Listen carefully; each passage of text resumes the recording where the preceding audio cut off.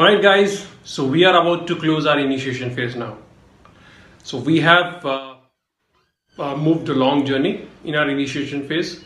There would be some important deliverables by the end of initiation phase.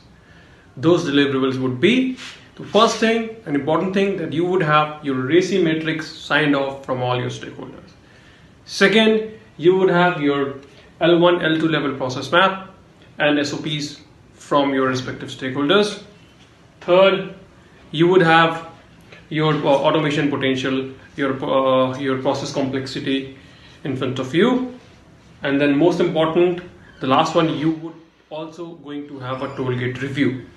So you can have your own presentation for your tollgate review, or you can have your own format in which you want to have your tollgate review.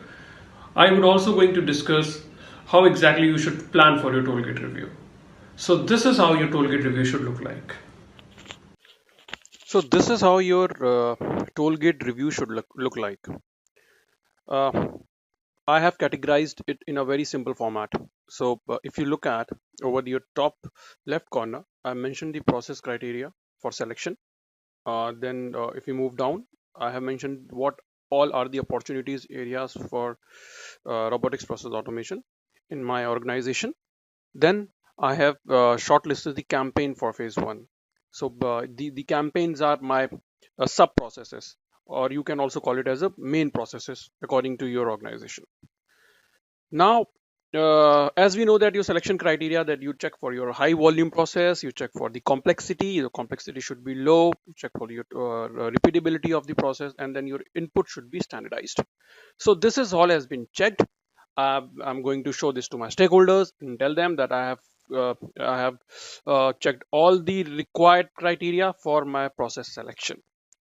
Now I'll tell them the opportunities areas. For example, in process A, my volume is very high, complexity is simple, routine, the process is repeatable, automation opportunity is with the order creation part of it, and the part of process change that can be automated. So for example, my process is the it can be categorized like the input is processing over there, then some checks are over there, then order is built, and then order is closed. So the one which I have highlighted with green can be automated.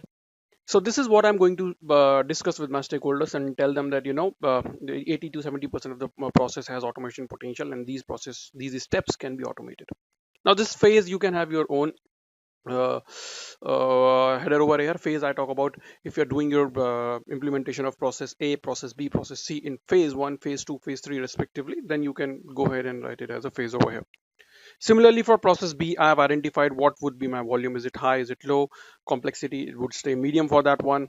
Now, routine. What is the routine? Routine is scenario dependent. So when I say scenario dependent and I say medium over there, so this means it is unfavorable for RPA, because there would be around 100 or more than 100 scenarios. So probably it would fall into a very complex mechanism after implementing RPA. So probably I would avoid it.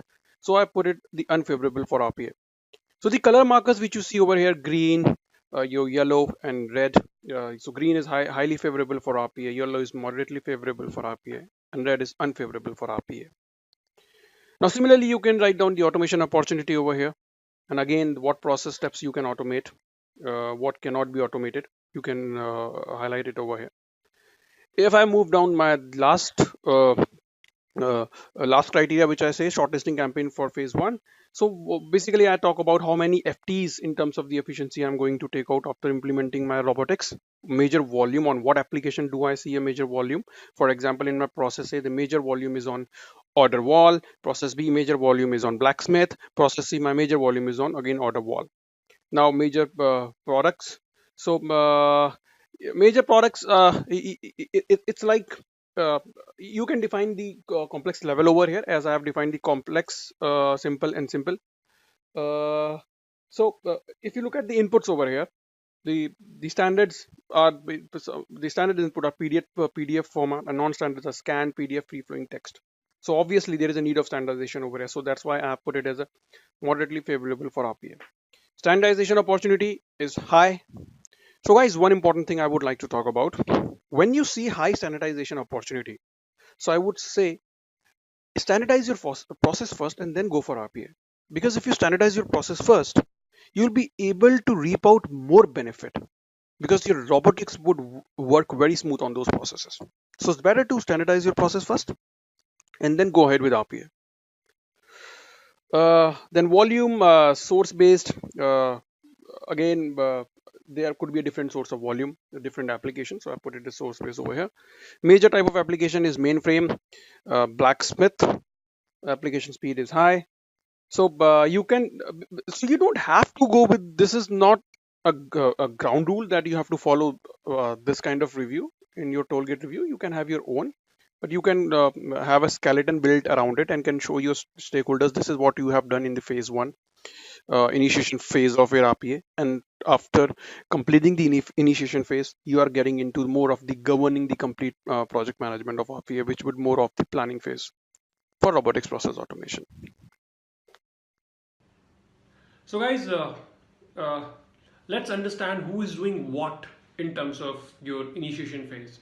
So you, as a project manager, you in your AC matrix you have various set of people from various departments with a different kind of responsibilities. One person would be project manager. Project manager is going to monitor the overall progress of this phase. He would be at the top of the initiation phase. Second important person would be your business analyst. Business analyst would get into the process, was prepared. If there is your process map available, it's okay, but he would have a kind of a calibration study between the SME of a process or your process owner. He would prepare the process map. Then he would also help the RPA solution architect and RPA developer in terms of understanding the process. All three of them would sit together, would assess the potential of a process and identify the automation potential. And then your business analyst would also help in terms of doing the application assessment with all the respective application owners. So this is what your who's doing what should look like. So guys, this is the end of your initiation phase. In next video, we are going to talk about how your project manager should plan a project. What are the important deliverables in planning phase? How should you plan your RPA project management?